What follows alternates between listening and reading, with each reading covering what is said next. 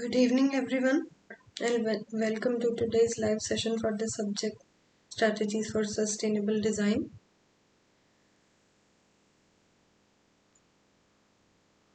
I see that no learners have joined so far.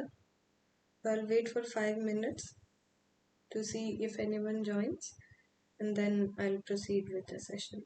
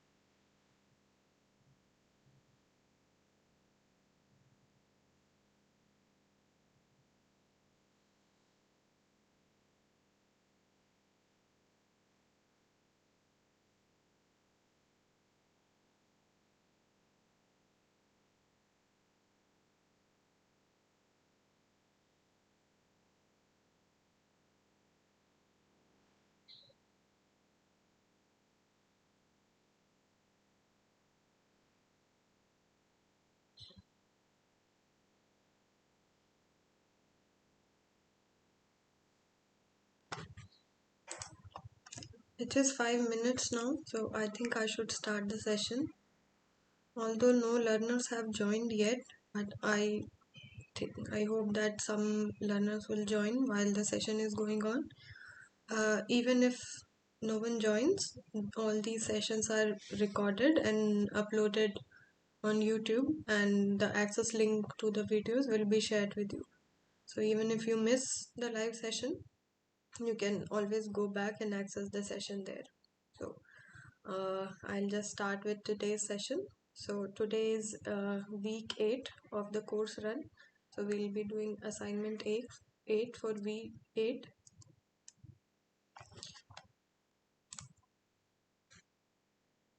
Okay. So these are the lectures that would have been covered in week 8. The first lecture would be United Nations Sustainable Development Goals, or UNSDG, for sustainable development.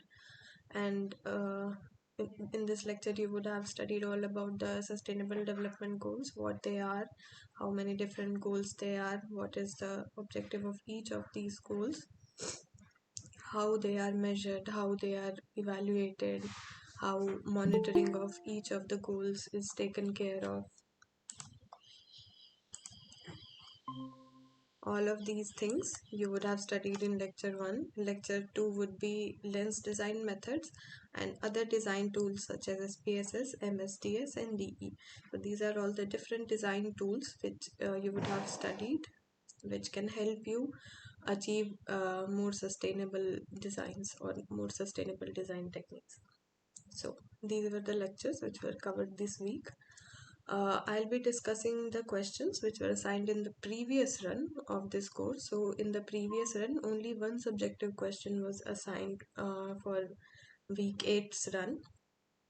And the question was, explain any one goal under the 17 UN SDGs which you can relate the most to or feel to be the most important amongst all. And the keywords which you are given are United Nations Sustainable Development Goals, sustainability, environment, humans, society, economy, education, poverty, hunger, cities, buildings, industries, climate, land, water, etc. So basically, you have to pick any one of the 17 UN SDGs that have been covered in the lecture, and you can choose it based on what you feel you relate to the most in the 17 SDGs, or the one you find most important amongst all, or you can even pick a goal which aligns to your uh, study area, or what you would like to focus on, and you can just take that goal and using the different keywords as prompts. So the sustainable development goals, then the sustainability, environment, and all the keywords, you can use them as prompts and you can explain the particular goal that you have picked accordingly. So this is what the subjective question was in the previous run. So I'll start with explaining the sustainable development goals. Although you would have had covered it quite thoroughly in the lecture, I'll just give a short overview of what sustainable development goals are for those who might have missed, or for those who just want a quick rundown of what we are going to base our solutions on. So, the United Nations Sustainable Development Goal, or the UN SDGs, they are a set of 17 goals and they are aimed at achieving sustainable and equitable world by 2030. So, the current SDGs, 17 SDGs which we have, these are the goals which we have set to achieve specifically by the we have set a specific timeline that is till 2030. So according to the UNSDG goals, whatever targets and goals are mentioned in the UNSDG, they are supposed to be achieved by 2030, and they are aimed at making the world more sustainable and equitable. These were actually established by the United Nations General Assembly in 2015 as a part of the 2030 Agenda for Sustainable Development. So, I have discussed the 2030 Agenda for Sustainable Development earlier also in a previous lecture, but if one might have missed it, you can just click on this link and go to the website which details out the 2030 agenda. So you can see the preamble of the agenda here. So this agenda is basically a plan of action uh, based on which the UN SDGs have been chalked out. So this is a plan of action for people, planet and prosperity. It seeks to strengthen universal peace and larger freedom while also focusing on larger goals of sustainability and equity among different countries and globally. So this is what the 2030 Agenda for Sustainable Development was. So you can even get the agenda was called Transforming Our World. That was the name for this agenda. You can just click on this link here and you can download the agenda PDF if you want to refer to it.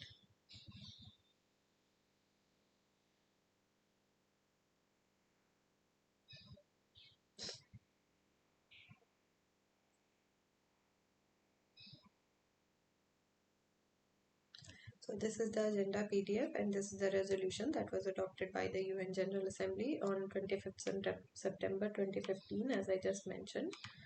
So these are all the details. These are the various uh, larger, broader areas in which the goals were set. So people, planet, prosperity, peace, and partnership. And under those, there were specific goals and visions based on which the 17 UN SDGs have been set up. So if you want to go into further detail about the 2030 agenda, this is the agenda, and you can refer to it if you would like further information. Now coming back, so if you don't want to download the PDF, you can just read the agenda over the website also. So the details of the agenda have been mentioned here on the website itself. So I hope that is clear. Coming back to our question, so the UN SDGs, they basically cover a wide range of issues, as I just showed you that because the agenda for sustainable development, it covers various issues like peace, prosperity, people, and partnerships among global partnerships, etc. So it covers a wide range of issues, and it includes many things like poverty, hunger, health, education, gender equality, having access to clean water and sanitation, then things related to global climate like renewable energy, responsible consumption and production patterns, climate action, and more. So, what the United Nations Sustainable Development Goals does is that it provides a roadmap for anyone. So, it can be global governments, it can be local governments, it can be other academic bodies, individuals, anyone, even businesses or civil society, and anyone. It actually provides a roadmap for everyone to work towards, to follow, and to work together towards a more sustainable and prosperous future for all. So, while sustainability and sustainable development and equitable development, these are uh, very known and very popular concepts, actually following a pathway uh, on how to achieving sustainable development or equitable development, it is important to have specific goals or specific targets which you can look towards, and you can follow them specifically to actually move on a path which can help you achieve sustainable and equitable development. So UN SDGs is basically the tool, or you can say the pathway which can help you achieve sustainable and equitable development. So SDGs build upon Development Goals. So Millennium Development Goals are sort of a forerunner for the Sustainable Development Goal. They were introduced in 2000, and there are basically 8 Millennium Development Goals, and they were focused on addressing poverty, hunger, and disease in developing countries. So you can see here uh, the 8 goals, or the 8 Millennium Development Goals. These include: first, eradicating extreme poverty and hunger; second, achieving universal primary education; third, promoting gender equality and empowering women; fourth is reducing child mortality; and fifth is improving maternal health. Sixth is combating HIV or AIDS, malaria, and other diseases. Seventh is ensuring environmental sustainability.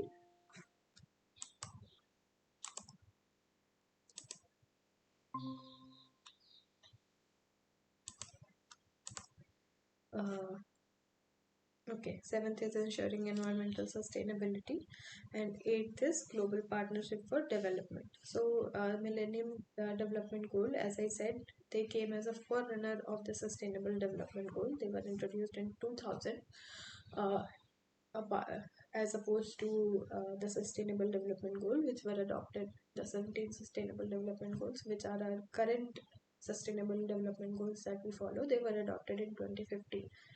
So, although Millennium Development Goals have similar undertones of sustainability and equity, they follow a specific scope of poverty, hunger, and disease eradication. However, the Sustainable Development Goals, they are broader in scope, and they focus on more varied goals, and are quite ambitious in nature, and they address issues that affect people and planet in all countries, not just the developing ones. As you can see, the Millennium Development Goals, they have they have goals actually which are focused on developing countries only. It's not for the developed countries, as most of the developed countries are actually they have made quite a progress in terms of eradicating poverty, hunger, and disease in their countries.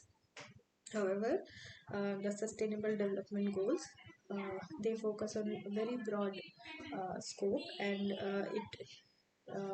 by doing so, it involves not only the developing countries but even the developed countries uh, this uh,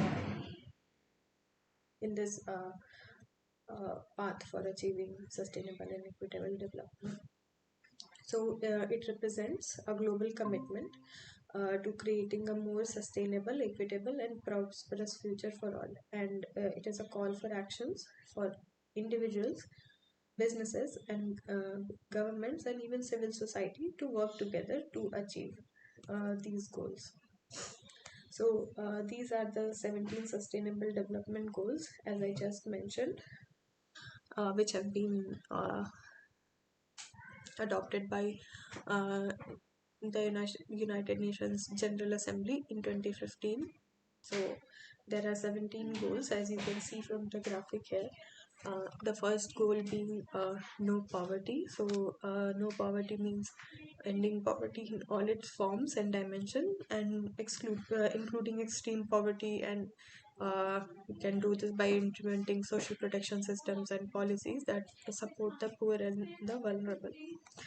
Second is zero hunger. So this refers to ending hunger and achieving food security and achieving improved nutrition in different countries, and promoting sustainable agriculture by ensuring access to safe, nutritious, and sufficient food for all. So, as you can see here, that targets like ending hunger and achieving food security and achieving improved nutrition, they are more applicable to developing countries. But even the goals like promoting sustainable agriculture practices and ensuring access to safe and nutrient and sufficient food to all, and even food security, these are again targets which can be followed by not only the developing countries but even the developed countries, as we move forward in a changing climate and with an environment which has been degraded by anthropogenic activities. So the third SDG is good health and well-being. So this refers that we need to ensure that we have healthy lives, and we promote well-being at all ages, not just one particular age group, but inclusive of all age groups. And we improve access to quality healthcare to all. We promote health education and awareness, and we address the social determinants of health also. Next is quality education. So, quality education refers to ensuring inclusive and equitable quality education. So, not only quality education in one dimension, but making sure that it is equitable in nature and it's accessible to all. Promoting lifelong learning opportunities for all. So, ensuring equity even uh, by different age groups, and improving access to quality education. So, improving access to quality education for all from different social or socioeconomic backgrounds, promoting literacy and numeracy, and fostering skills that are needed for the uh, 21st century. So, that is what quality education is. Next goal is gender equality. So this refers to achieving gender equality and empowering all women and girls by eliminating all forms of discrimination and violence against women and girls, and promoting their participation in decision-making processes, and ensuring that equal access to all different resources and even to equal access to different opportunities is available for women and girls. Uh, SDG 6 is clean water and sanitation. So, this refers to ensuring the availability and sustainable management of water and sanitation for all, and improving access to safe drinking water, and promoting water efficiency and hygiene, and even protecting water related ecosystems which regulate this drinking water and water cycle. Uh, SDG 7 is affordable and clean energy. So, this refers to ensuring access to affordable and reliable and even sustainable and modern energy for all. So, not just introducing uh, clean energy sources for the people who can actually afford them, but trying to make it equitable and accessible to different socioeconomic groups, and uh, also promoting the use of renewable energy, and improving energy efficiency in the way how we use energy to power our cities and systems, and then expanding access to electricity to all.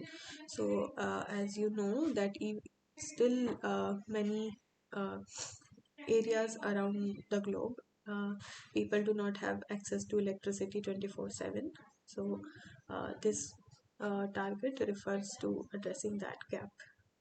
uh, Goal 8 is decent work and economic growth. So this focuses on promoting sustained, inclusive, and sustainable economic growth, and focusing on full and productive employment for people, and ensuring decent work for all, and also creating economic opportunities, promoting entrepreneurship, and also innovation. And another thing is improving labor rights. So these are the things which decent work and economic growth focuses on. Uh, then there is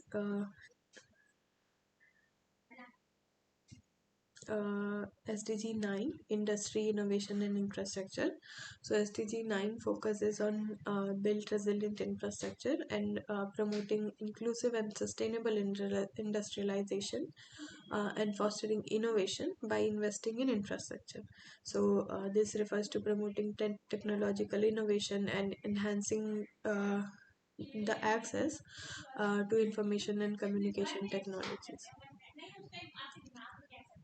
Then SDG 10 is reduced inequalities. So this refers to reducing inequalities within the country and also among the countries around the globe.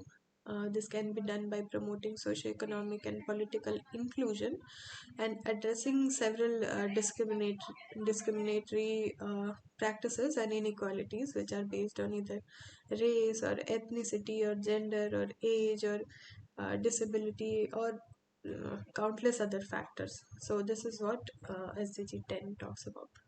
Then there is SDG 11, which is sustainable cities and communities. So this focuses on making cities and human settlements inclusive, safe, resilient, and sustainable by promoting sustainable urbanization, enhancing access to affordable housing, improving transportation systems, and protecting the cultural and natural heritage of the cities. Then is the SDG 12, which is responsible consumption and production. So this focuses on ensuring that consumption and production patterns are sustainable in nature. So this includes things like promoting sustainable lifestyles, reducing waste generation, increasing resource efficiency, promoting sustainable practices not only among individuals but even providing incentives to businesses and industries in order to do so, things like that.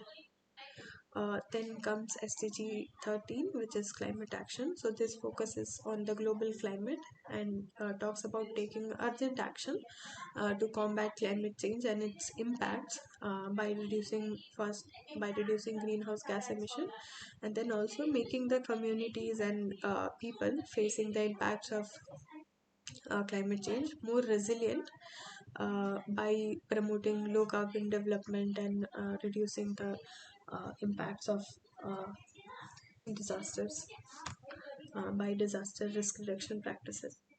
Then comes SDG 14, which is life below water. So SDG 14 focuses on conserving and sustainably using oceans, seas, and marine resources for sustainable development by protecting marine ecosystems and reducing pollution and even promoting sustainable fisheries and things and other industries which uh, involve marine ecosystems. Next is SCG 15, which is life on land. So this focuses on protecting, restoring, and promoting sustainable use of terrestrial ecosystems. So in life below water, we were focusing on ecosystems which are marine ecosystems, and life on land, we focus on terrestrial ecosystems. So things like conserving biodiversity, combating desertification, combating land degradation, and promoting sustainable land use practices all come under SDG 15. Next is SDG 16. So it refers to peace, justice, and strong institutions. So it focuses on promoting peaceful and inclusive societies and providing access to justice for all, and building effective, accountable, and inclusive institutions at all levels. So not only at the global level but even at national and subnational levels. Uh, Next and the last SDG is partnership for the goals. So this focuses on strengthening the means of implementation and revitalization of the global partnerships for sustainable development, and promoting the partnerships among government and civil society and even the private sector and other stakeholders in order to achieve this SDG. So these are all the 17 SDGs. I have also provided you the link to UNSDG's website. So if you want to go and check that out, you can just click on to this link, and it will take you to the UNSDG website where you can check out individual SDGs. You can just click on to more info, and you'll be directed to more info about the particular SDG. So for example, here you can see the overview, you can even see the target and indicators and progress and information so far. This you can see by the different years when information on the SDGs have been published. You can even see events which focus on these particular SDGs, and you can even see the specific publications that have been done by the United Nations for each of these SDGs. Coming back, I hope that's a good resource for you to follow. So, what the question asks you to do is discuss uh, one of the SDGs in detail. So as I mentioned, each of the SDGs have specific targets under the SDG and specific indicators for that SDG. So what basically targets and indicators are? So targets are specific and measurable goals that provide a clear direction and focus for achieving the SDG. And indicators are the specific metrics which are used to measure or track the progress towards achieving this target. So basically, target is something when you see a SDG, you have to like you have an aim and then you have objectives. So to achieve one aim, you have to fulfill some objectives to actually achieve that aim. So similarly, to achieve one goal, there are several targets and you have to achieve those specific targets to reach to that goal. And how do you see or measure or evaluate that you are achieving that particular target? That you do by seeing the indicator. So indicator, as is in the word, it indicates if the specific target is being achieved or not by using specific metrics or ways of measuring that target, if it's being achieved or not. So each of the 17 SDGs, they have a set of targets and indicators, and these are designed in a way that these are universal, so it can be applicable to any country through on the globe. So it won't restrict to just a developing country or a developed country. It can be applicable to any country and even any smaller level of uh, smaller level of government or geographical area. So the targets and indicator of the SDGs are designed to be applicable to all countries regardless of their level of development, and they are also designed to be integrated and to be interdependent, recognizing that the progress towards goal often requires the progress one goal often requires progress towards others. So every time you see discussion of one goal, uh, it can't be any one goal can't be achieved in isolation. Often several other things are related to that goal. For example, if you see no poverty, you have to focus on decent work and economic growth. You have to focus on things like uh, access to clean water and sanitation. You have to focus on energy clean energy being affordable. You have to focus on reducing inequalities and things like that in order to ensure that poverty is eradicated.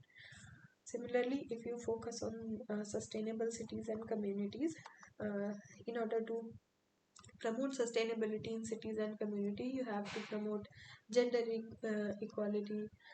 You have to promote industry and innovation and infrastructure. You have to promote economic growth. You have to promote affordable and clean energy. You have to promote responsible consumption and production patterns, and so on. So this is what this refers to when it mentions that the SDGs are designed to be integrated and interdependent, and they're not supposed to function in isolation. So here I have provided one example of targets which are set up in any SDG. So this is the example of SDG 1, which is no poverty or ending poverty in all its forms everywhere. So this has 7 targets. So the first target is by 2030. As I mentioned earlier also that these goals are assumed that they will be achieved by the year 2030. So target 1 refers to that by 2030 uh, the target is to eradicate extreme poverty for all people everywhere, and currently measured as how it is measured that you'll eradicate poverty. It is measured as people living on less than $1.25 a day. So it not only gives you the target that you have to eradicate poverty for everyone everywhere, but it even gives you the metric that in order what it means by eradicating poverty is that no person should be living on less than $1.25 a day. Similarly, target 1.2, it mentions that by 2030 reduce at least by half the proportion of men, women, and children of all ages living in poverty in all its dimensions according to national definitions. So it focuses on national definitions, so it will vary from country to country, but again, it will be applicable to each country in its form. So according to the country's national definition, by 2030, the country should reduce at least half the proportion uh, of what currently or what in 2015 men, women, and children of different ages were living in poverty. By 2030, that should be reduced by half. That is what target 1.2 says. Target 1.3 says implement nationally appropriate social protection systems and measures for all, including floors, and by 2030 achieve substantial coverage for the poor and the vulnerable. So this focuses on implementing nationally appropriate social protection systems in order to achieve the ending poverty goal. Target 1.4 says by 2030 ensure that all men and women, in particular the poor and the vulnerable, have equal rights to economic resources as well as access to basic services, ownership and control over land and other form of property, inheritance, natural resources, appropriate new technology, and financial services, including microfinance. So as you can see here, while this focuses on the income or the expenditure, rather, that people living on $1.25 a day, this target 1.1 is very different from target 1.4. So although this focuses on largely the income and expenditure of the particular person, this focuses on greater and all-round development of the person, and the person having uh, more opportunities so that not only that they get out of the poverty, but they can even sustain their status of being not poor over time. So this focuses on having things like equal rights to economic resources and having access to services, and or having ownership and control over property, having inheritance, having uh, control of their surroundings and their own natural resources, and even having access to appropriate new technology which can enable them to fit in the current socio-economic system, and even having access to financial services including microfinance, so that they can have proper financial services to sustain their life. Then is the target 1.5, which says by 2030 build the resilience of the poor and those in vulnerable situations and reduce their exposure and vulnerability to climate related extreme events and other economic, social, and environmental shocks and disasters. So this indicator 1.5, it's specifically in term focusing on climate related extreme events and the disruption of life and economic systems and socio-economic systems that occurs due to different disasters. So it says by 2030 the community resilience or systems should be built, that the resilience of poor should be increased or developed in such a way that they are able to cope with the impacts of climate related extreme events, and that uh, their socioeconomic well-being is not affected by uh, is not severely affected by these events, and that they are able to cope with the economic, social, and environmental shocks that come with these disasters. Then there is target 1A, which is to ensure significant mobilization of resources from a variety of sources, including through enhanced development cooperation, in order to provide adequate, predictable means for developing countries, in particular least developed countries, to implement programs and policies to end poverty in all its dimensions. So this is something you can see it is labeled differently than the other indicators, because it now focuses specifically on uh, the countries or the global economies which are able to provide or mobilize their resources. It guides them to mobilize their resources through cooperation and cooperating with developed and least developed countries to implement programs and policies to end poverty.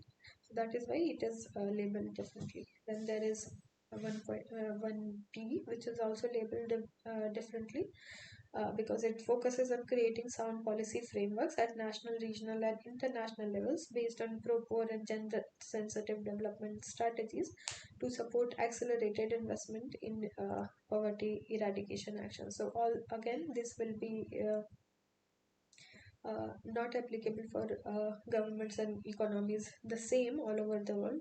That is why it has been labeled differently, but you can see here how it pans out. As I mentioned, each of the target has specific indicators as well, which you can use to evaluate or measure how the target is performing, how it's progressing, how our efforts towards achieving that target is progressing. So, for example, target 1.1, which is by 2030 eradicate extreme poverty for all people everywhere, currently measured as people living on less than $1.25 a day. So this will be measured by measuring the proportion of population which is living below the international poverty line, and the international poverty line is defined by $1.25 a day, and this will be measured by sex, age, employment status, and the geographical location, which is urban or rural. So this is the indicator which will be used to measure target 1.1. Similarly, for target 2.2, which is reduction of the proportion of men, women, and children living in poverty in all its dimension according to the national definition. So it has two indicators. First indicator focuses on proportion of the population living below the national poverty line. So 1.1 was focusing on international poverty line, that was $1.25 a day. Target 1.2 measures the proportion of population uh, based on the national poverty line by sex and age. And then the second indicator, it focuses on proportion of men, women, and children of all ages living in poverty in all its dimension according to the national definition. So again, uh, it's about measuring proportion of men, women, and children. The earlier one was by sex and age, indicator 1.2, while indicator 1.2.2 is focusing on men, women, and children of all ages. Similarly, target 1.3, which is implementing nationally appropriate social protection systems and measures for all, including floors. Uh, and by 2030, achieving substantial coverage for poor and vulnerable. So it has one indicator, uh, which is a proportion of population covered by social protection floors or systems. So how target 1.3 can be evaluated is you evaluate what is the proportion of the population which is covered by social protection floors or systems, and you measure that by sex, by distinguishing children, by unemployed people, by people of all age groups, by people with disabilities, pregnant women, newborn, work injury victims, poor, and other vulnerable groups. So that is the indicator for target 1.3.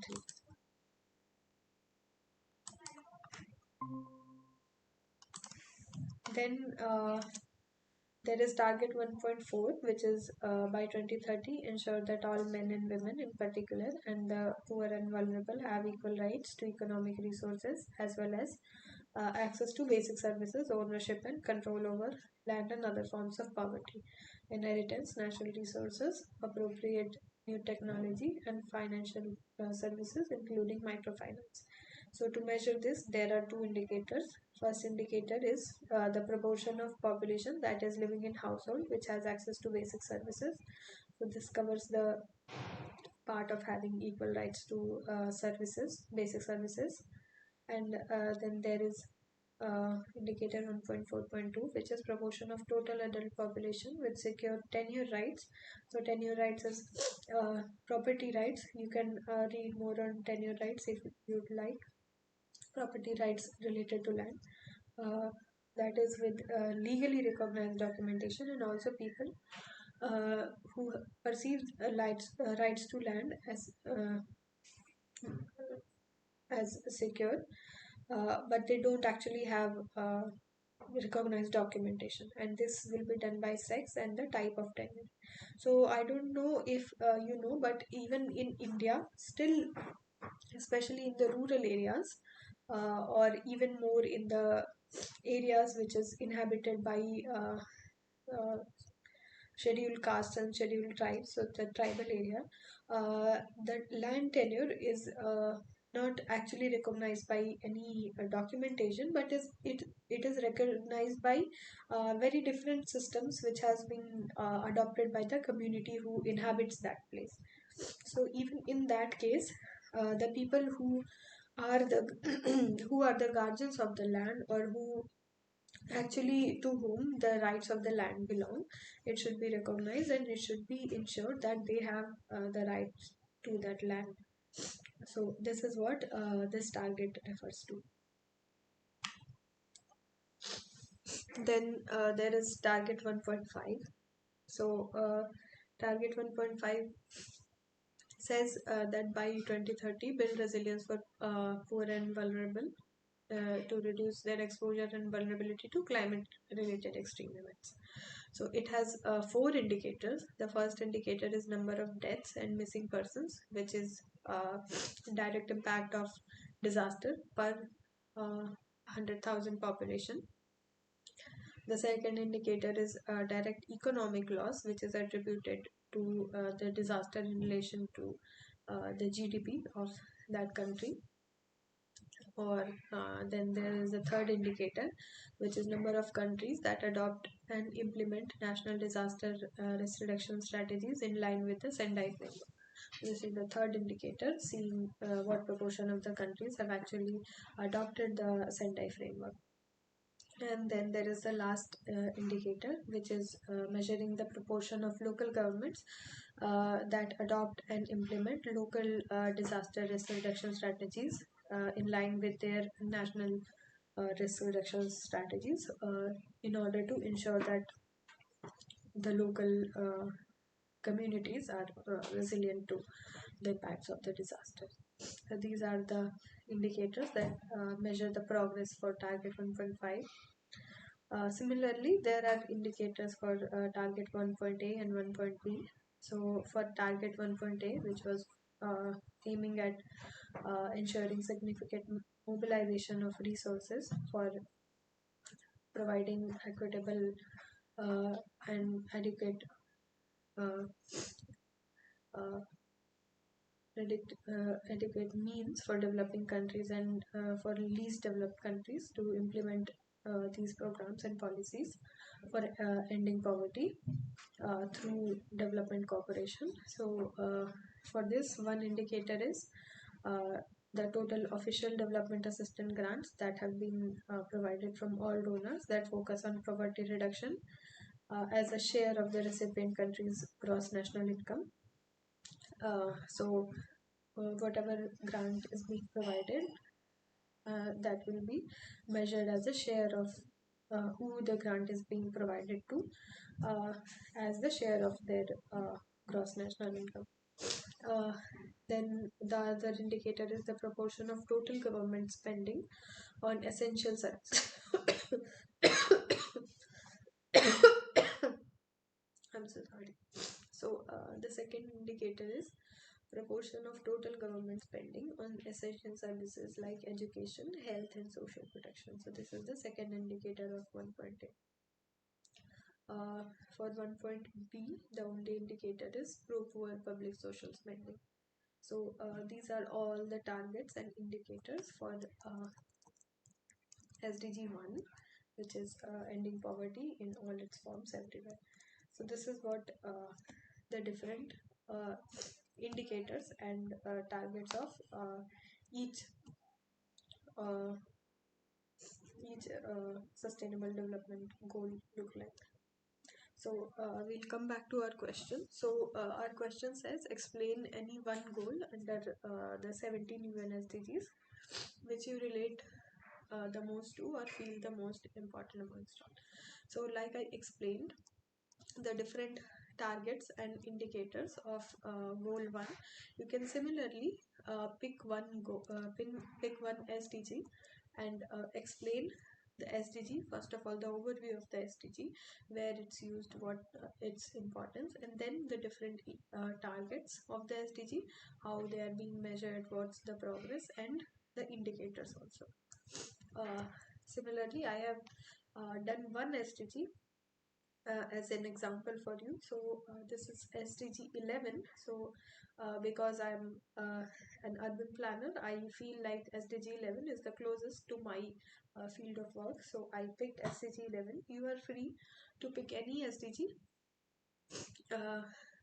which you find most relevant to your area of study, and you can explain if such a question comes in your examinations.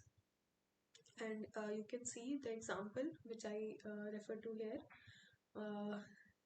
and you can see how you can explain the particular SDG. So I'm explaining SDG 11, which is sustainable cities and communities, and which focuses on making cities and human settlements inclusive, safe, resilient, and sustainable.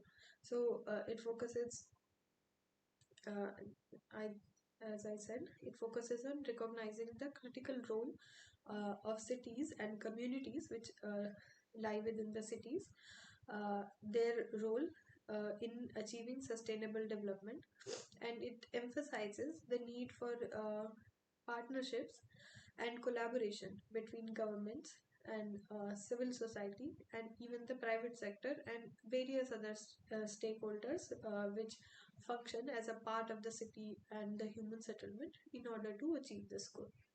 By creating sustainable and inclusive cities and communities, SDG 11 aims to improve the quality of life for all and reducing inequalities and contributing to a more sustainable and equitable world. It has 10 specific targets as opposed to the 7 targets like we just saw for SDG 1.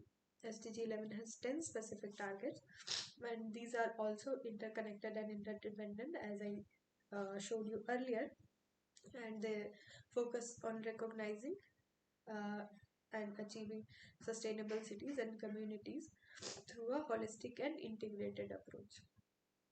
For example, providing safe and sustainable transport system can reduce greenhouse gas emissions as well. So it will contribute towards even climate action, and it will also contribute to improved air quality, enhancing access to employment and education, all of which can contribute to sustainable and inclusive urbanization, and which not only contribute to SDG 11 but several other sustainable development goals as well. So, as I mentioned, we'll go by each target, and we'll see how the target is measured and what is the current progress in terms of that particular target. So target 11.1 is that by 2030 ensure access for all to adequate, safe and affordable housing and basic services and upgrade slums. And to measure this or evaluate uh, the performance of various countries and uh, uh, organizations uh, for this target, the indicator that is being used is the proportion of urban slum population that are or urban population which are living in slums or informal settlements or which have inadequate housing. So this is the target. This is the indicator which is being used to evaluate the target. So you can see this graphic here from United Nations statistics that still 1 billion, this is statistics from 2022, that there are still 1 billion slum dwellers globally, and there is a requirement of intensified focus on reducing slum population or upgrading affordable housing for these people, so that more and more proportion of urban population uh, can have better access to housing and associated services. So, if you see the progress of in terms of this target, you can see that in 2020, about 1 in 4 urban dwellers lived in slums or informal settlements globally. More than 1 billion people, as I just mentioned, 85% of whom live in the particular three region form this slum dweller. So these three regions in the world are the regions where uh, the slums or the informal settlements are most concentrated. So these three regions include the Central and Southern Asia, of which India is also a part. There are approximately 359 million slum dwellers. Then there is Eastern and Southeastern Asia, where 306 million slum dwellers are present. And then there is Sub-Saharan Africa, which is home to 230 million slum dwellers. So the region with the highest percentage of slum dwellers is Sub-Saharan Africa. Empirical analysis shows that 1% increase in urban population growth will increase the incidence of slums by 2.3% and 5.3% in Africa and Asia respectively. So this is not a good sign uh, for our progress towards target 11.1, as urbanization is happening rapidly, and with urbanization slums uh, the incidence of slums is also increasing. That is why it is mentioned that in order to make housing affordable and equitable for all, more intensified focus on reduction of slums and uh, providing adequate housing is required. So the reason behind slum formation, according to these analyses, are many. These include rapid urbanization, ineffective planning, lack of affordable housing options for low-income households, dysfunctional urban land use and housing policies, and dearth of housing finance, and also poverty. So as you can see, even target 11.1 is linked to target 1, which is no poverty. To achieve this SDG, slum dwellers must be given support that they need in order to lift themselves out of poverty and to live free from exclusion and inequality. Adequate and affordable housing is key to improving their living conditions. If you want to see more details on these statistics, you can visit this link here. This is the source of uh, the statistics on the progress on target 11.1. So this is UN Stats website. You can see the statistics here. this link I have provided for you. You can even access the reports for different years. So this statistics which I'm discussing with you is from year 2022, but you can even access the reports from 21, 20 up until 2016. So I hope this is helpful. Coming back. Next, we are discussing target 11.2. So, target 11.2 says that by 2030, providing access to safe, affordable, accessible, and sustainable transport systems for all, improving road safety, notably by expanding public transport, with special attention to the needs of those in vulnerable situations like women, children, and persons with disabilities, older people, etc. So, especially when we talk about public transport or accessibility to transport in general, we have to focus on making it equitable for women, children, and people with disability or older people as well. So, the indicator which we use to measure this target is the proportion of population that has convenient access to public transport, and this proportion will be measured by sex, age, and the person with disability. So, according to the statistics between 2015 and 2030, the annual passenger traffic is increased or is projected to increase by 50%, and the number of cars on the roads is likely to double. So, well-designed and effective public transportation becomes essential in such a case, and it can promote mobility and enable people to access education, healthcare, and employment in markets while also reducing traffic congestion and pollution. So, transportation becomes essential for many things because without transportation, without proper transportation, access to various infrastructure and services becomes limited. So, according to 2020 data from 1,510 cities around the world, it was showed that only 37% of the urban areas were served by public transport, and 52% of urban population has convenient access to public transport, while others don't. So, how convenient access to public transport is being measured is that the people who are accessing that transport, they reside within 500-meter walking distance of the low capacity transport system like buses or trams, or within 1000 meter or 1 kilometer of high capacity systems like trains and such. So this is what the data shows, and then you can see it shows the data shows uh, the areas which are served by public transport, or the population which has convenient access to public transport in by specific uh, regions, global regions as well. You can see sub-Saharan Africa has the least uh, access to public transport, and the least amount of urban area that is served by public transport, followed by Central and Southern Asia, which is followed by North, Northern Africa and Western Asia, while countries like Australia and New Zealand and Europe and Northern America are doing quite well in terms of areas, urban areas that are served by public transport.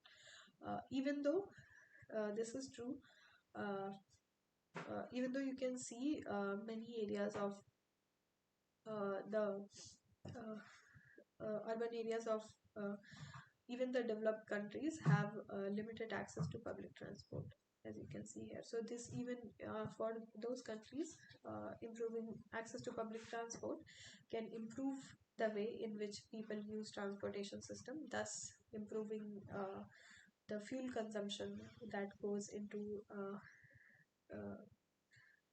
the transportation sector, and also the traffic congestion and uh,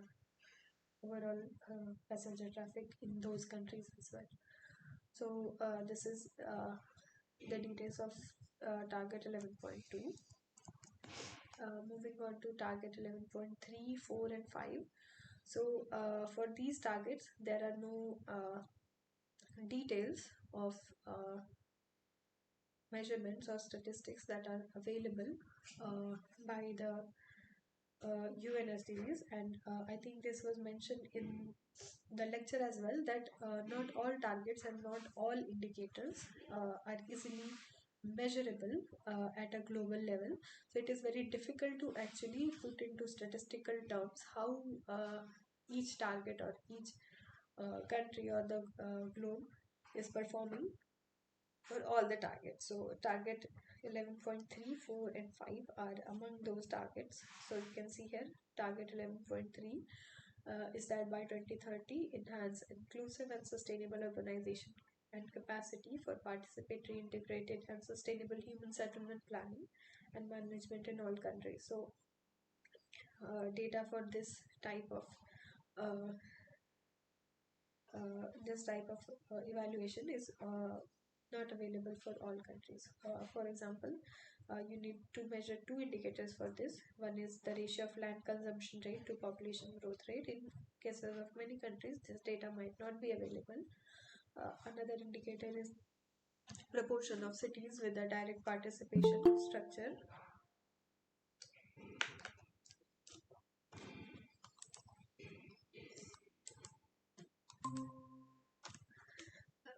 Another indicator is proportion of cities with a direct participation structure of civil society in urban planning and management that operate regularly and democratically.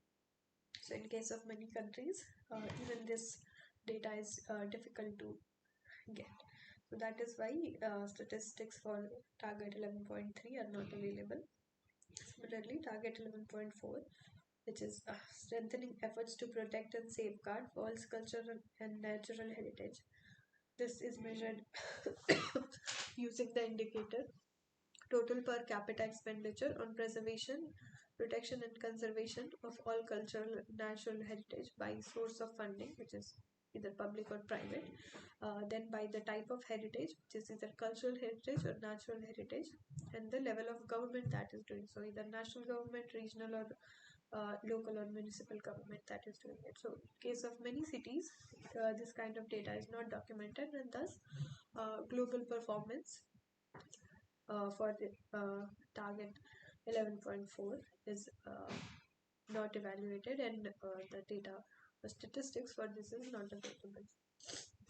Similarly, there is target 11.5, uh, which measures which says that by 2030 significantly reduce the number of deaths and number of people affected and substantially decrease the direct economic losses relative to global gross domestic product caused by disasters, including water related disasters, with a focus on protecting poor and people in vulnerable situations. So for this you have three indicators. The first indicator is number of deaths, missing person and directly affected person attributed to disasters per 100,000 population. So second indicator is direct economic losses attributed to disasters relational to the GDP. So although target indicator 11.5.1 is comparatively easier to evaluate or collect the data for, many a times it is not easy to attribute deaths or missing person to a specific disaster, because disaster is an extreme event, but the death or missing person or losses can occur even due to the indirect effects of a disaster. So this again is a difficult indicator to measure, and many times the governments do not measure such indicators, as their focus during a time of disaster is rescue and relief operations, and they do not have enough capacity, or they don't often have enough institutional capacity to carry out documentation procedures during the event of disasters. Same is true for economic losses as well, although some economic losses can be directly attributed as impacts of disasters. Many times uh, due to indirect effects or due to slow moving disasters like droughts or environmental pollutions or such kind of things. The economic losses that are happening because of disaster events or uh, water related disasters or such things, it is difficult to evaluate. Then is indicator 11.5.3, which is damage to critical infrastructure, and B, which is number of disruption to basic services attributed to disasters. This also will vary from country to country, as critical infrastructure and varies from country to country. Also, disruption of basic services is difficult to measure. So, the statistics for target 11.3, 4 and 5 are not available. However, if you want to look further on how there are ways that these statistics can be measured, you can visit this. So this is the SDGs metadata. So this is a metadata repository for all the SDG indicators, and you can visit this and you can select a specific goal. So like we are looking for goal 11 here, and you can filter, and you can even select a particular target and filter accordingly, or you can just see from here like how you can measure uh, the specific indicator or the specific target. So for example, this is the indicator metadata for SDG for target 1. So you can see the direct you can even see its relation with other indicators, and you can see the various definition and concepts related to the things that are being measured. So like housing affordability, how that is being measured, uh, in things like inadequate housing, informal settlements and slums, how each of these things are defined in order to then measure. So if you don't define what inadequate housing is, how will you identify that this is inadequate housing and this is adequate? So all the metadata related to each indicator and each target is available on this website, which I have linked for you. All the definitions and concepts. So as I just mentioned, the concept of slum. So when you see a slum, you have to see that there is lack of access to improved water source, there is lack of access to sanitation facilities, lack of sufficient living area, so per capita living area, how much is there, things like that you can measure. Lack of housing durability, so people who are living on that land, they might not have the land tenure, they might be subject to evacuation anytime, things like that. So lack of security of tenure, things like that. So for each term which is being measured, or it is being evaluated by each indicator and each component of the indicator, you can find the definitions here. So even access to improved water, so for how many household, how much water, all such things are mentioned here.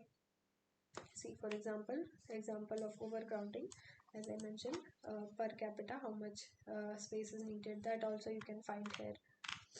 So these are very important things. So when you actually go into the field, when you start evaluating each of the indicators, when you start looking into the details that how each indicator is evaluated and how the statistics are managed, you can go to the metadata and you can see for yourself how each and everything is being managed. Similarly, if you go to the indicators for which data is not available, you can see the metadata of those indicators, and you can actually see that why it is difficult to measure those indicators, and why the data on them is not available, and it's how it is difficult or challenging to measure the global performance for that specific target or a specific indicator of a specific target, things like that. So I hope this is helpful. I have provided the link right here, so if you want, you can just visit this link. Moving on to target 11.6. So target 11.6 is that by 2030 reduce the adverse per capita environmental impact of cities, including by paying special attention to air quality and municipal and other uh, waste management. Just give me one moment.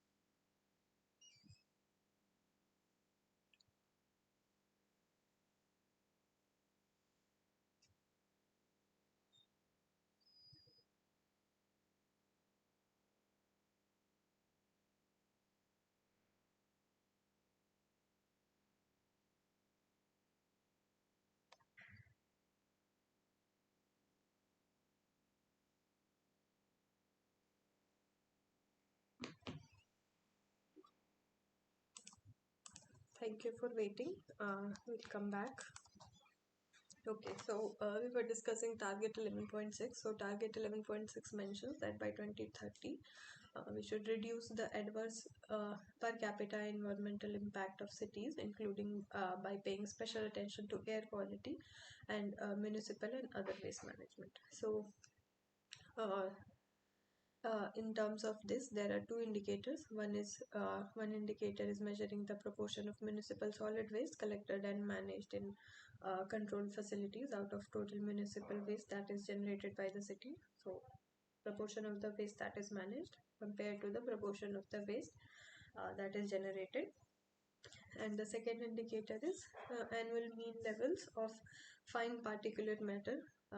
For example, PM 2.5 and PM 10 in cities, uh, weighted uh, uh, weighted against the population. So the first indicator is for measuring municipal waste, and the second is for uh, air air quality. So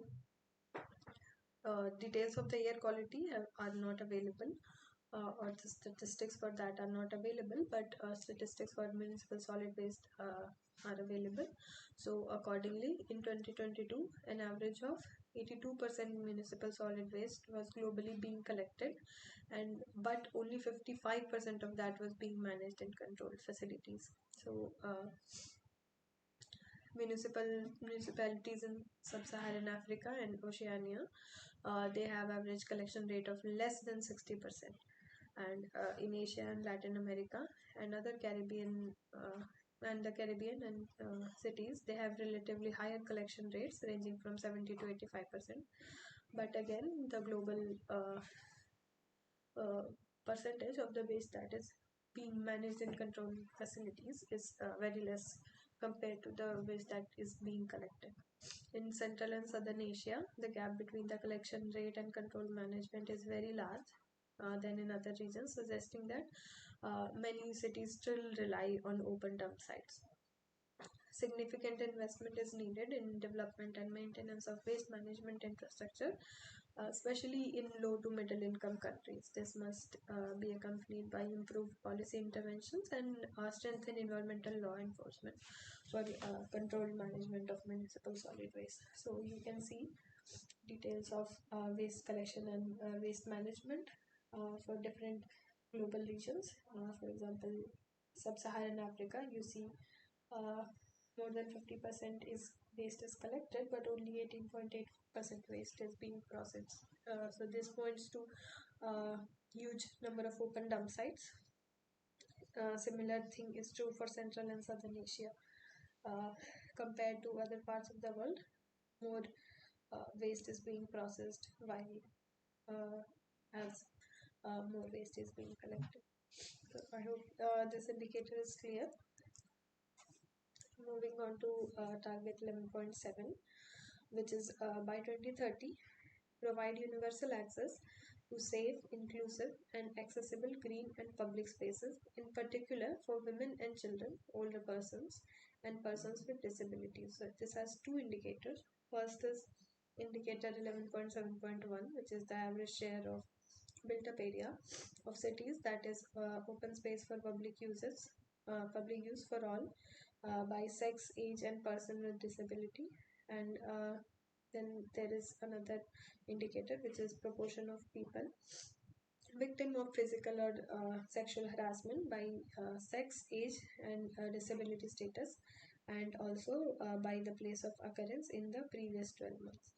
So, according to data from 2020, 962 countries around the world point to poor distribution of open, uh, open spaces. So, this points towards the first indicator, which is open space for public use. Only about 37.8% of urban residential neighborhoods are conveniently located within 400 meters walking distance to an open public space. That translates that about 45.2% of urban population has access to open areas and public space. As policymakers and cities authorities work to redesign and retrofit spatial configuration of urban areas, it is important to consider the distribution of open public spaces as well as green areas throughout the city so that it is accessible for people of all age groups, all sexes, and even to people with disabilities.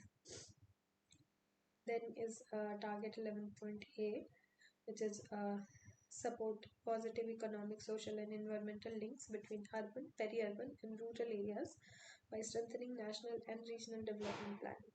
So, indicator for this is the number of countries that have national and urban policies or regional development plans that A. respond to population dynamics, B. ensure balanced territorial development, and C. increase local fiscal space. Uh, Data or statistics for this indicator are not available. Then there is target 11B, which is by 2020, substantially increase the number of cities and human settlements, adopting the implemented integrated policies and plans towards inclusion, resource efficiency, mitigation and adaptation to climate change, resilience to disasters, and develop and implement in line with the Sendai framework for disaster risk reduction 2015 to 2030, holistic disaster risk management at all levels. So for this, there are two indicators. First is the number of countries that have adopted the Sendai framework, and the second is proportion of local governments that adopt and implement local disaster risk reduction strategies in line with their national disaster risk reduction strategies. So for this, we know that between 2015 and 2021, the number of countries reporting existence of such strategies doubled from 51 to 98. So you see, the reporting of target 11B was to be done by 2020 only. So the details or statistics are available for this target, and we see that between 2015 and 2021, the countries that have reported of having such strategies has nearly doubled. Again, considering that all countries reporting have average share of local governments that have adopted such strategies has increased from 51% in 2015 to 66% in 2021. Countries have made efforts to align their disaster risk reduction, climate change adaptation, and development plans at the local level. However, there is still lack of multi-hazard approach to local resilience building, and it's essential that local on the local level there is essential given this is it is essentially present, given that there are more systemic and cascading types of risks, uh, uh, often fueled by things like climate change and pandemics are occurring in the recent events. So this is for 11B. Target 11C is support least developed countries, including through financial and technical assistance in building sustainable and resilient building, utilizing local materials. So for these targets, there are no indicators as such mentioned by uh, the SDG, and similarly, there is no uh, statistics or measurement of this specific target. So these were all the goals and targets of goal SDG 11, which is making cities and human settlements inclusive, safe, resilient, and sustainable. So you can even see the progress chart of regions throughout the world on how they are performing in terms of this specific goal. So you can see, if you see the performance of entire world, it is not too great. It is only five step, two steps out of the five. For sub-Saharan Africa, it is only one steps out of the five. The case of Northern Africa and Western Asia is similar to the performance of the entire world, which is two steps out of five. And Central and Southern Asia and also Eastern and Southern Asia have similar performance. Also, the Latin America and the Caribbean and the Pacific Island countries have similar performance. Only the developed countries in the world are performing well in terms of this particular goal. If you want to see, I have provided a link for this progress chart as well. So if you just click through to this link, you will reach this progress chart, and you can just go to the English version of it.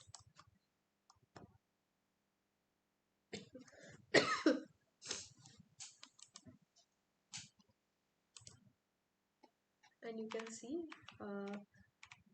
the progress of the different countries or the different regions of the world according to each goal and each target.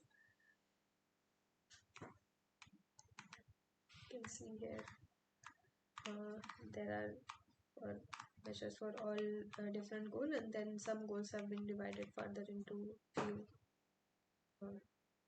specific target areas. I hope this is helpful to you. And also this shows the color shows either the green color shows substantial progress or that the countries are on track. Yellow color shows that there is fair progress but more acceleration is required. Red color shows that the situation is actually deteriorating, and orange with this sign shows that there is very limited or almost no progress. So if you see case of our case, in the entire world there is actually deterioration in terms of this goal. In case of sub-Saharan Africa, there is little to no progress at all. In terms of North Africa and Western Asia, there is actually deterioration. For Central Southern Asia and Eastern and Southern Asia, there is fair progress, but more acceleration in the progress is required. For Latin America and Caribbean and Pacific Island countries, there is little to no progress. Only for the developing countries, there is good progress, and the countries are on their right track to achieving this goal. So I hope this is clear and it is helpful to you if you want to describe your particular sustainable development goal or its progress. I have also added further reading material. So there is one SDG report. So this is the Sustainable Development Goal Report of 2022. I think I mentioned it earlier also that you can access all these reports and you can see the performance of different countries and different nations in terms of different sustainable development goals throughout the time. So you can explore the report here. So there is a video associated with the report, and there are broad infographics, and then there are even details of each of the statistics associated with the performance. Or you can just click onto the larger report and access that. Similarly, I have also added extended reports of the Sustainable Development Goals. So while the previous report mentions larger infographics and broader, not broader, but rough calculations of the statistics, it does not go into details, while the extended report goes into details, and you can download the extended report for each of the SDGs. For example, if we download the extended report of SDG 11, you can see all the different indicators and how they have been measured, using what constraints, what are the sources of the data that is taken for this report, or preparing all the details you can find in the extended resource. You can even find additional resources if you want to know further about the statistics that are being used to evaluate the progress in that particular target or one particular indicator. So this also you can peruse at your leisure, or if you want to read further. Coming back, there is again it can also give you interesting insight into the particular indicator if you see its performance or evaluation of that particular indicator for your country. For example, I have shared this report with you. This is the Cities and Sustainable Development Goal 11 report, which has been prepared by the National Institute of Urban Affairs, you might know, NIUA, and it has been prepared in cooperation with GIZ and Institute of Social Sciences, and it is an evaluation of India's performance for the Sustainable Development Goal 11. You can see the different ways in which India's performance has been measured by an organization which is not a global organization but a Indian organization which focuses on Indian specific contexts as opposed to just focusing on the specific indicators and targets that have been set by the SDG. Although it still follows the SDG, but it also focuses on Indian specific context and how the SDG 11 is relevant to the Indian context.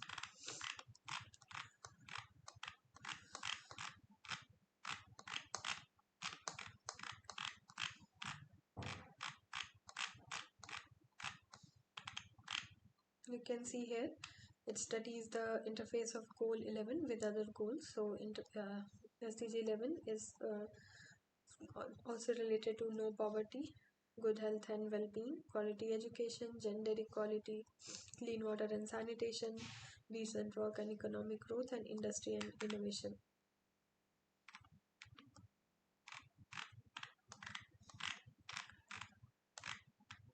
Then it talks about urbanization, the rate of urbanization in India, how its scale is, how it's directed, how urbanization is happening specific to the Indian context, and how it is affecting other things related to SDG 11. It talks about urbanization on state level as well, as you can see here, and it talks about the diverse patterns of urbanization that exist within different states in India.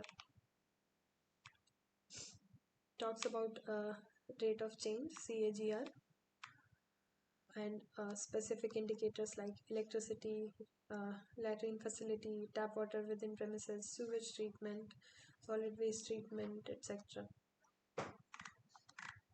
And it does that for each state. So it studies things like percentage of treatment of capacity of sewage generation per capita, electricity consumption, percentage of households having electricity, percentage of household having latrine facility, percentage of household having access to tap water within premises, etc.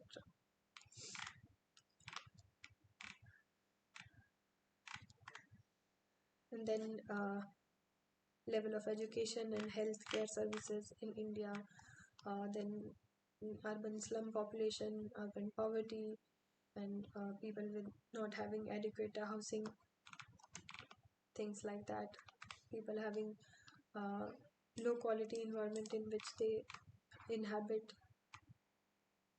Then it has been done for cities also, because in terms of concentration of urban population, it varies within a city as compared to other parts of a state.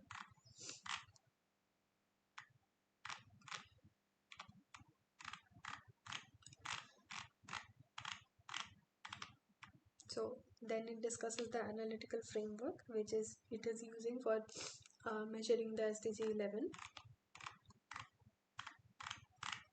So you can see sustainability indicator themes are poverty, governance, health, education, demographics, natural hazards, atmosphere, land, ocean, seas and coast, freshwater, biodiversity, economic development, global economic partnership, consumption and production patterns, things like that. And what are the indicators it uses for measuring sustainability? So you can see here from SDG 11, it has taken the UN's global indicator framework. So it has adopted the framework from SDG 11. So this is the indicator framework which they have used, but this is the MOSPI's national indicator framework.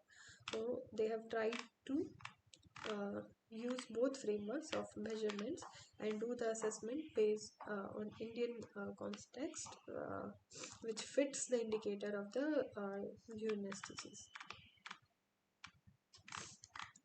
So similarly, results have been produced, and you can see the results here, how they have measured the different indicators and how they have assessed the performance of India in general or Indian states. So you can see the results here. This is the urbanization level, then basic services, affordability, etc.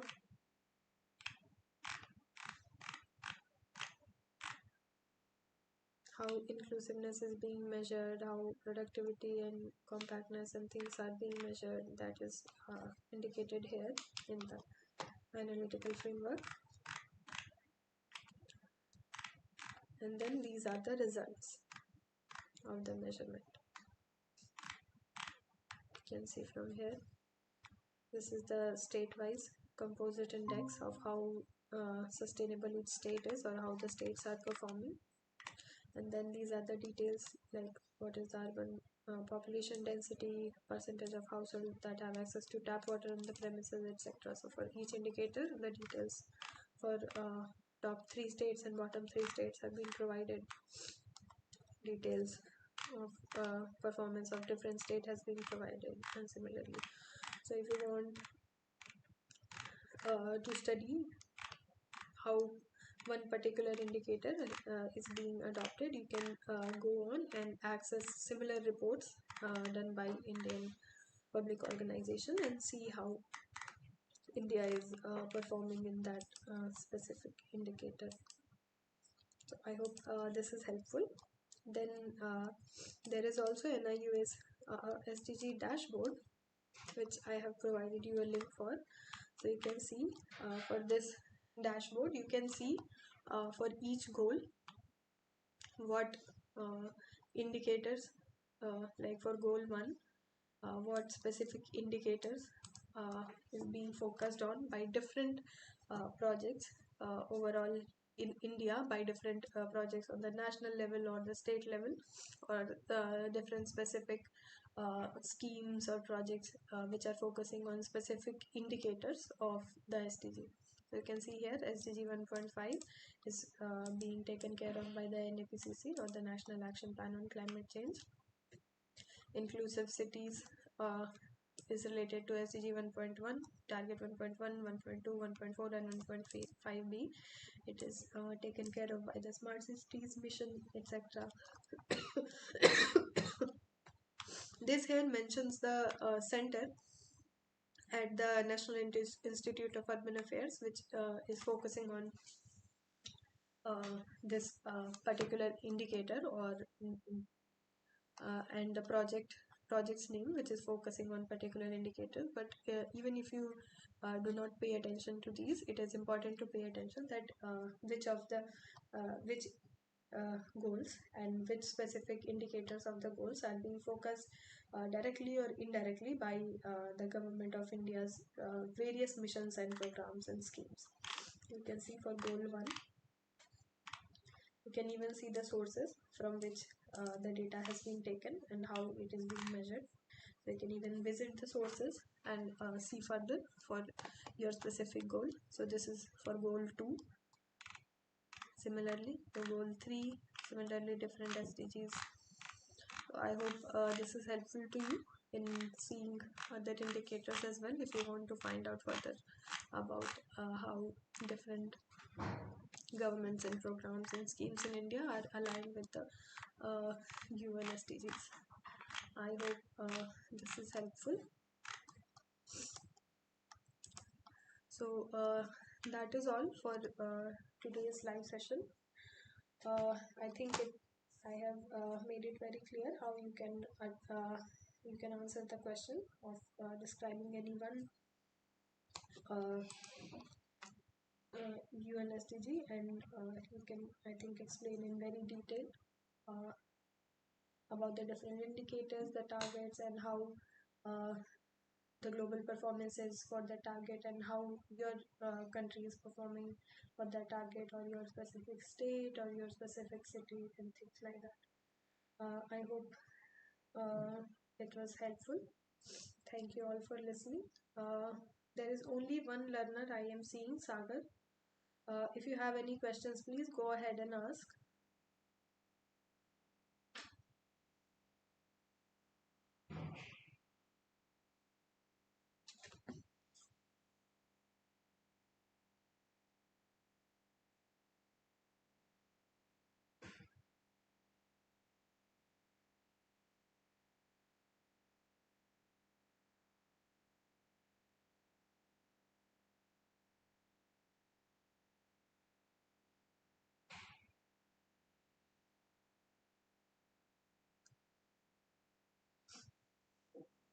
Sagar, if you have any questions, please ask. You can just type in the chat box.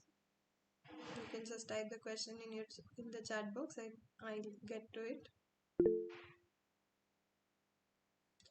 Okay, Sagar has no questions.